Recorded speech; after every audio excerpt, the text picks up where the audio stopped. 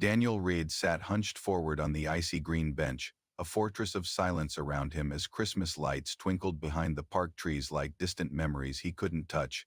His dark overcoat was dusted with fresh snow, his leather gloves clenched over his knees, and his expression stone cold, unreadable, was that of a man who owned everything except what mattered. All around him, the world was singing.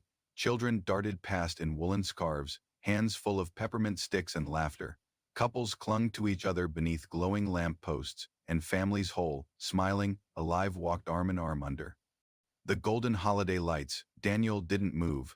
He wasn't here to celebrate. He wasn't here for the cheer. He was here because the silence of his penthouse had become unbearable. 5 years ago, he and Claire had walked these very paths on Christmas Eve, her laugh echoing like music through the park. They had promised they'd bring their future children here one day, but cancer didn't wait for promises. It came, it devoured, and it left Daniel standing at her grave holding a white rose in the snow. Since then, December 25th had become a wound that never closed, an anniversary not of birth or joy, but of everything he had lost. So every year, after the board meetings and false smiles and charity appearances, Daniel came here, to sit, to remember, to endure. He glanced up at the sky. Snowflakes fluttered softly like ash falling from heaven. The air was bitter, but it matched his chest, frozen solid. And then, without warning, came a voice, small, pure, unshaken by the world's weight. "Uncle, do you want to have dinner with us?" Daniel blinked. He turned his head slowly and saw her. A little girl, no older than 5, stood a few feet away holding a paper lunch bag in her mittened hand. Her cheeks were rosy, her blonde curls peeking out from beneath a fuzzy gray beanie, and her eyes, bright, honest, impossibly wide, were looking straight into his.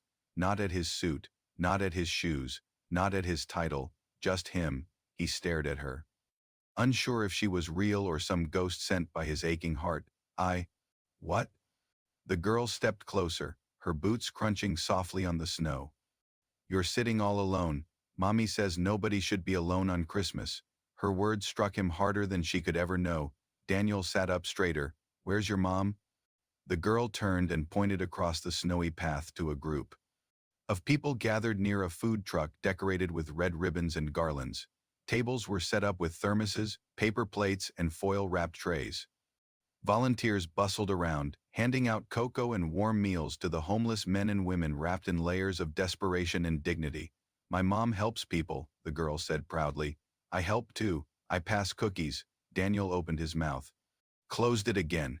He couldn't remember the last time someone had offered him something without expecting a signed contract in return. "What's your name?" he finally asked. "Lily," she replied, beaming. He swallowed. "That's a beautiful name." She nodded, like she already knew. Then she extended the paper bag toward him. "You can have mine. It's peanut butter. I didn't lick it or anything." Daniel smiled despite himself. It felt foreign on his face. "You don't have to give me your dinner." Lily tilted her head. "But I want to." He looked down at the bag in her hand, then back at her open, fearless expression. His heart tightened. He rose slowly from the bench. The snow creaked beneath his polished shoes. "I'd be honored," he said quietly. She grinned, then turned and started skipping back toward the food truck.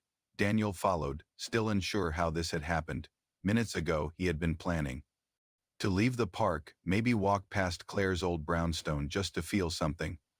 Now he was walking beside a little girl in red who had no idea she had just changed the course of his night, maybe his life. As they reached the table, a woman turned around, brown hair pulled back in a messy bun, eyes tired but warm, wearing a blue puffer coat dusted in powdered sugar.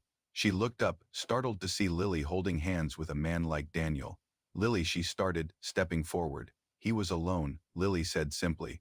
"So I invited him." Daniel quickly raised a hand. "I hope it's okay." She was very persuasive. The woman paused, then smiled softly. "It's more than okay. I'm Grace. You're welcome to join us." He hesitated. He wasn't dressed for this. He didn't belong. He was used to mahogany tables and silver cutlery, not paper plates and folding chairs. But then Lily tugged his hand again, and he sat. They gave him a warm sandwich, a cup of cocoa, and a seat by a portable heater. Daniel ate slowly, watching the volunteers laugh, serve, and connect. Grace moved with practiced care, checking on elderly guests, refilling thermoses, kneeling to eye level with children. She wasn't just kind, she was present. Lily climbed into his lap without asking. Mommy says you can come every year. Daniel felt his throat tighten. He looked up at Grace, who had paused just long enough to hear her daughter. She gave him a small, knowing nod. That night, under fairy lights and falling snow, Daniel Reed, CEO, widower, guarded soul, didn't feel like the man on magazine covers. He felt like a man invited back to life, and it all started with 6 words from a girl in a red coat. "Uncle, will you have dinner with us?" Daniel hadn't followed anyone like that in years. He didn't follow people, he led boardrooms, set agendas, made the world shift to his time. But now he found himself walking behind a little girl in a red coat through a park covered in snow, toward a circle of folding chairs and heat lamps, where strangers served soup and cocoa under strings of flickering Christmas bulbs. His shoes crunched softly with each step, but the thud in his chest was louder. He didn't know why he was still walking. Maybe it was the girl's innocence, or the way she never once looked back to make sure he was following, as if she already knew he would. Or maybe it was the fact that, for the first time in years, someone had seen the loneliness in his eyes and decided not to look away. They reached the circle, where tables overflowed with foil-covered trays and thermoses letting off ribbons of steam. A handful of volunteers moved between chairs, handing out meals and warm gloves. No one paid much attention to Daniel at first, except for the woman at the center, Grace. She turned around just as Lily tugged him forward. She wore a simple blue puffer coat, dusted with flour or powdered sugar, her cheeks pink from the cold. Her hands were full, a ladle in one, a napkin in the other, but her eyes were full of something else, calm, even when she saw the sharply dressed man with expensive shoes and sorrow in his eyes walking toward her. She didn't freeze or judge. She blinked, surprised. Yes, but then she smiled, gently, curiously. "This is my mommy," Lily declared, like she was introducing a king. He was sitting alone, so I told him to come. Daniel cleared his throat. "I hope I'm not intruding." Grace looked him over, not in the way people usually did, calculating wealth or status, but with real attentiveness. "No one intrudes on Christmas dinner," she said, "especially not when they're invited by Lily." Daniel offered a soft chuckle. "Then I suppose I'm honored." He felt awkward, exposed, a man used to corner offices now standing in the middle of a makeshift soup kitchen in a city park. But before he could second-guess it, Grace motioned to a folding chair beside an older man wrapped in 3 coats. "There's a spot there, and a cup of cocoa if you're lucky." Daniel sat slowly, unsure of what to do with his hands or his posture. The chair wobbled slightly beneath him, unfamiliar in its plainness. Across from him, an elderly woman in a red beanie offered him a napkin and a nod. A minute later, Lily handed him a simple paper plate with a peanut butter sandwich and a cookie on the side. He looked down at it like it was the most fragile thing in the world. She leaned closer. "I made the cookies, but not the sandwich. Mommy says I'm too generous with jelly." He smiled again, easier this time. "I'll take my chances." He took a bite of the sandwich. It was soft, slightly sweet, and far from the gourmet meals he was used to. But something about it, maybe the way it was handed to him without expectation, loosened something deep in his chest. Not because it was perfect, but because it was real. All around him, people talked, not in corporate buzzwords or carefully filtered phrases, but in honest, messy conversation. One man talked about getting back on his feet. A woman laughed at a joke her grandson texted. 2 teenagers passed out scarves, joking about who'd spilled chili last year. Daniel listened, chewing slowly, his body still but his mind in motion. It had been months since he'd eaten with anyone else. Years, perhaps, since he'd eaten and felt anything while doing it. Grace joined the circle with a cup of cocoa in each hand. She handed one to him. Their fingers brushed. He looked up, surprised by the kindness in her expression. "You're not from around here, are you?" she asked, sitting beside him. He hesitated. "What gave me away?" She shrugged. "The coat, the eyes, and the fact that you look like someone who's spent too many holidays pretending he doesn't care." He studied her. Not many people spoke to him that way, not without fear or flattery. "You run this all yourself?" "With the church," she nodded. "And Lily, of course. She's the boss." Daniel smiled. "She's got a strong sense of invitation." She doesn't like to see people alone, Grace said. She's been that way since her father passed. The smile vanished from his face. I'm sorry, he said softly. Grace nodded. It was a few years ago. Construction accident. He was kind, big heart, big hands. She remembers more than I thought she would. Daniel didn't respond right away. His eyes drifted to Lily, who was now sitting on the curb with another girl, sharing a candy cane and making snow angels with their boots. She's strong, he murmured. She is, Grace agreed. Too strong, sometimes. Daniel looked back at her. And you? Grace met his eyes evenly. I'm here. That's something, right? He nodded. It was more than something. She didn't ask him about himself. Didn't prod. Didn't try to guess his background or assume his pain. She simply offered space, company, cocoa, and in that quiet offering, Daniel felt more human than he had in years. He watched Lily laugh, carefree and full of life, then glanced at Grace again. You do this every Christmas? She looked around the circle. Every year. Doesn't take much. Some sandwiches, some tea, a few chairs. People don't always need saving. Sometimes they just need seeing. Daniel swallowed, feeling the lump in his throat rising again. I didn't think anyone could see me anymore, he admitted. Grace looked at him gently. Then maybe this was the right bench to sit on. Snow started falling again, slow and quiet, like it knew the moment didn't need words. And for the first time in a long, long time, Daniel Reed felt like he wasn't sitting outside the world looking in. He was at the table, even if it was just one with an extra folding chair, a paper plate, and the smallest girl with the biggest heart. The cocoa had gone lukewarm in Daniel's hand, but he hadn't noticed. The paper cups had cradled between his gloves, forgotten, as he listened to Grace speak beside him, her voice low, steady, the kind of voice that didn't demand attention but somehow held it completely. Around them, the snow continued its soft descent over the park, resting gently on jackets and scarves and the tops of tents that served as makeshift dining spaces for the city's forgotten. Children's laughter echoed faintly in the distance, mixing with the soft rustle of plastic bags and the occasional chime of bells from nearby carolers. But Daniel heard none of it, only her. She didn't speak like someone trying to impress. She spoke like someone who had nothing left to prove and everything still worth holding on to, and somehow that made her stronger than any business partner he'd ever met. He had sat across from CEOs and politicians, from industry titans who boasted their power in every breath, but Grace had weathered storms no resume could measure, and she smiled like she had made peace with them. I work at a school during the day, she said, her gaze fixed on the steam rising from her own cocoa. Lunch lady, part-time janitor. Sometimes, when someone calls in sick, and at night, I wait tables at Bella's diner down on 49th. Daniel's brow furrowed. Both jobs. Every day? She nodded, unfazed. Most days. Lily's in first grade. I pick her up after my lunch shift, drop her off with my neighbor until I clock out at the diner. It's not ideal, but she's safe and happy. That's what matters. He was quiet for a moment, absorbing her words. It wasn't just the workload that struck him, it was the way she said it, without a trace of complaint, as if exhaustion was simply the rent she paid.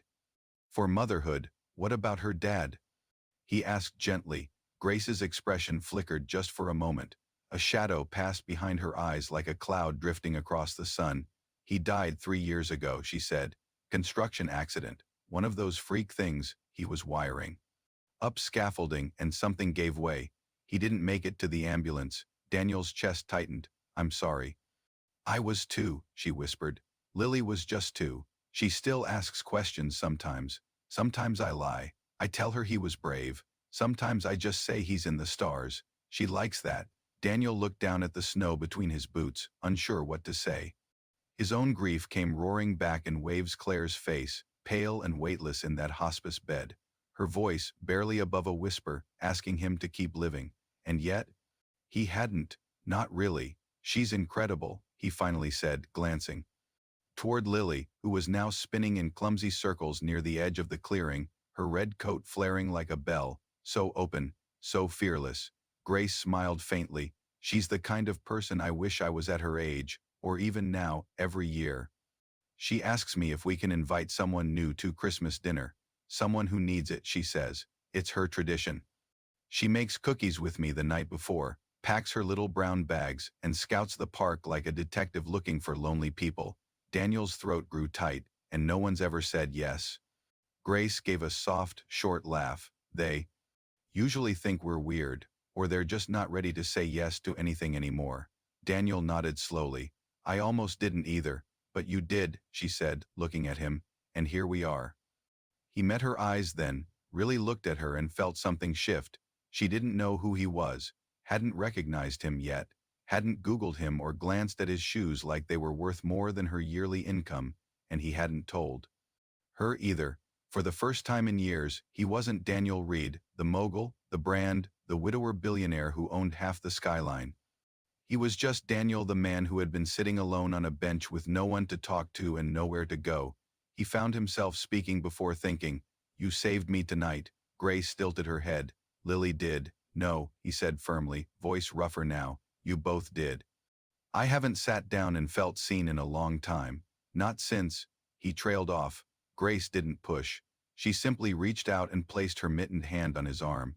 It was a small gesture, but it rooted him, grounded him. He didn't realize how much he missed the warmth of a human touch until that moment. I think maybe, she said gently, you saved each other. He didn't know how to respond to that. No one had ever said something so undeserved yet perfectly timed. He was the one with resources, buildings, headlines, and yet she made him feel like he had something intangible to offer. Like presence alone could be powerful. Like pain could be shared in silence, without needing to be explained or solved. They sat like that for a long moment, sipping cocoa and watching the snow fall around them. Lily came back, cheeks flushed, and crawled into Daniel's lap without asking. He didn't hesitate to hold her close, wrapping his arms around her like she was part of him now, somehow. She nestled her head into his chest and yawned. Grace looked at them and smiled. I think she's adopted you, she said. Daniel looked down at the child in his arms and whispered, I think I needed her more than she'll ever need me, and maybe, just maybe, that was what Christmas had always been about, not perfection, not presence, but presence, the kind that asks for nothing in return, and somehow gives you everything. The wind had quieted as the evening wore on, and the last of the cocoa had gone cold. Volunteers were packing up tables, folding chairs, and covering leftovers with foil, their breath forming little clouds in the crisp December air. Daniel stood near the edge of the circle, holding a brown paper bag filled with cookies, homemade, slightly uneven, packed with the kind of care money couldn't buy. Grace had handed it to him with a smile that was warmer than the drink in his hand, saying, for later, just in case the night feels too long. And for a moment, he'd almost said something he hadn't said in years. Thank you, not just for the cookies. Thank you for letting me feel human again. But the words had lodged somewhere in his throat, too heavy to push through. So he'd nodded quietly, reverently, and said her name like a prayer. Thank you, Grace. He turned to leave then, heart full in a way that scared him, the kind of full that made a man realize how long he'd been starving without knowing it. But fate, it seemed, wasn't done with him yet. A gust of wind blew through the park, and an elderly man near the tables fumbled with a stack of newspapers bundled under his arm. One slipped loose and drifted across the pavement, landing near Grace's feet. She bent instinctively to pick it up, brushing snow from the front page, and then she stopped. Her hand froze mid-motion. Her eyes scanned the page once. Then, twice, the air around her seemed to change, to tighten, like a string had suddenly pulled taut. Daniel turned, sensing it, his chest beginning to ache before he even knew why. Grace looked up at him, slowly, face pale beneath the glow of the streetlight.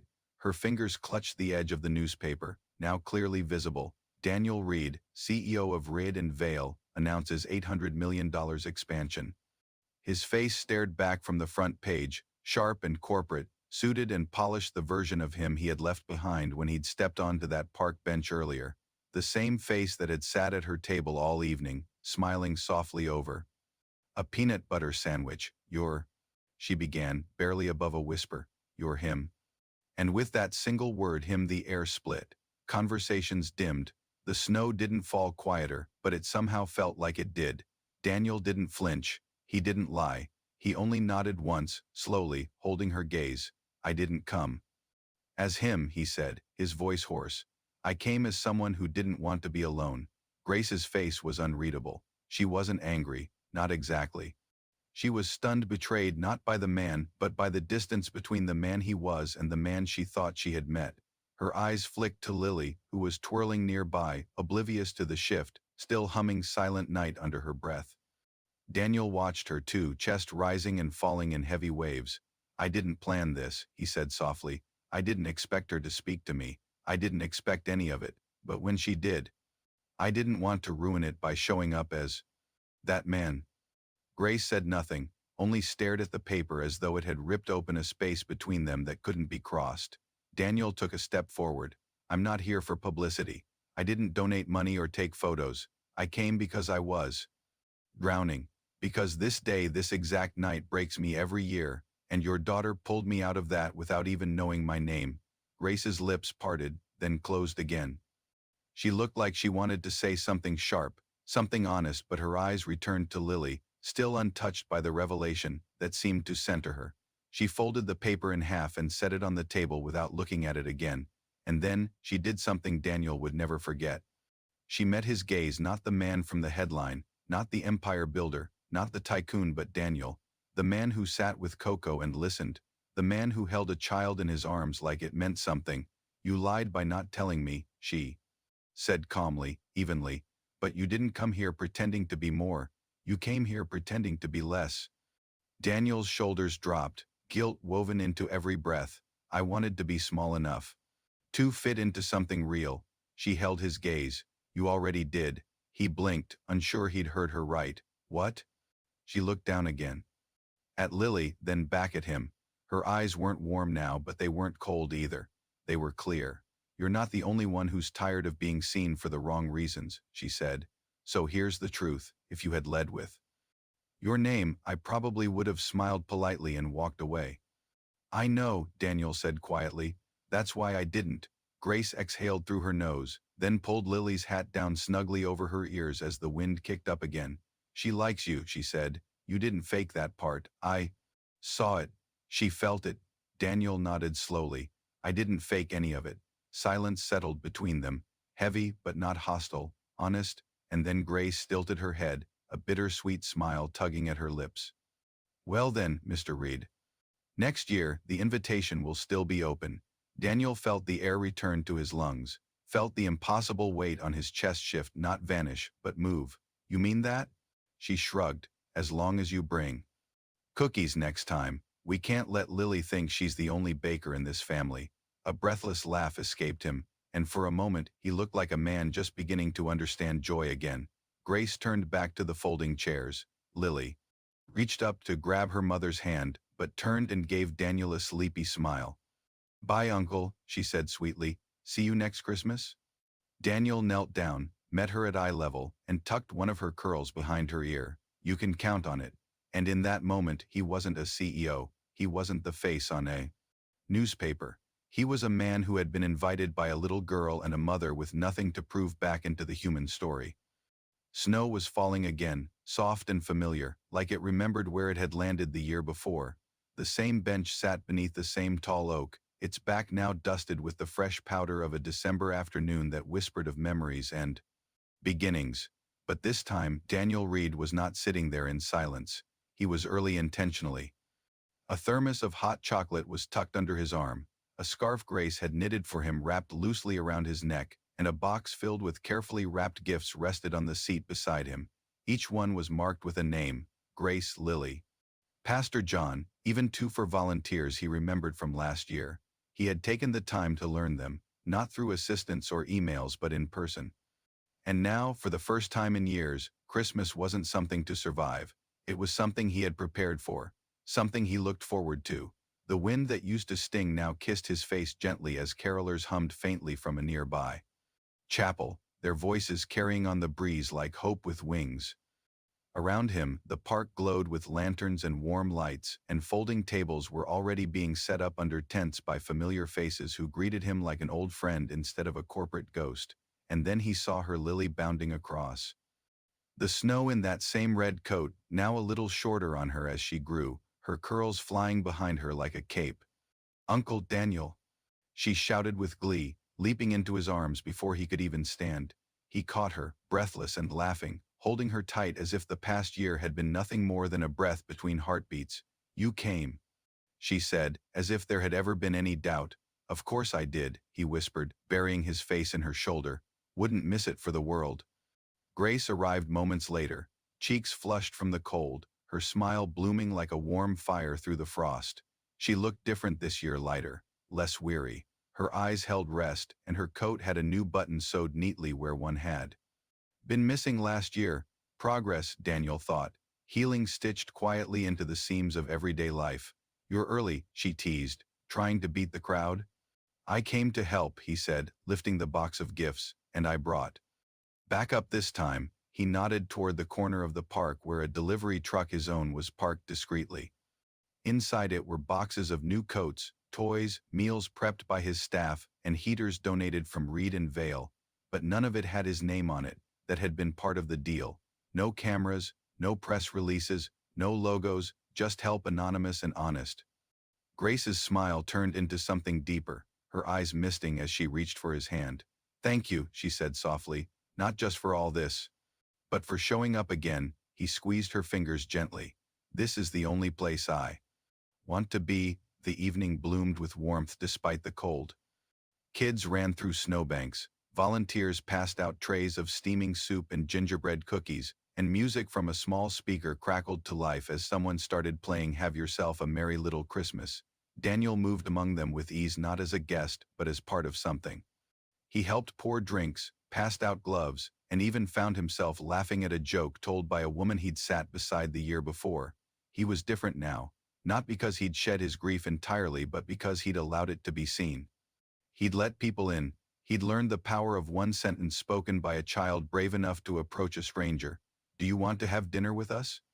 Lily tugged at his sleeve halfway through the night. "Did you bring the cookies?" she asked seriously. Of course, he grinned, pulling out a box he'd baked himself under Grace's supervision. 3 batches, peanut butter, just like last year. She gasped with delight and ran to share them with the others. Grace stood nearby, watching him with an expression he hadn't seen before. Pride, not the kind reserved for public victories or business deals, but for something earned slowly, deeply, privately. "You've changed," she said when they were alone. Daniel glanced at her. "In a good way, I hope?"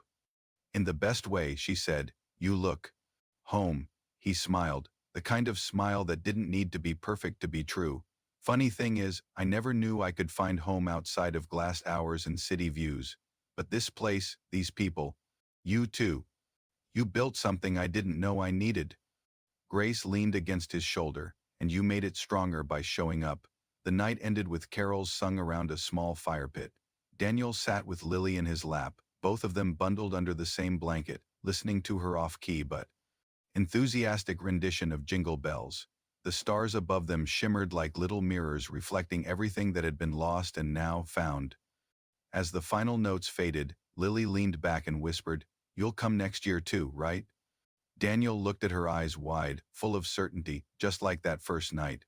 "I'll be here," he said, "as long as you'll have me." She nodded, as if sealing the deal. Grace smiled from beside them, her gloved hand resting over his. And in that quiet, snowy park, Daniel Reed, once a name whispered only in boardrooms and headlines, found a place where he didn't need to be anyone but himself.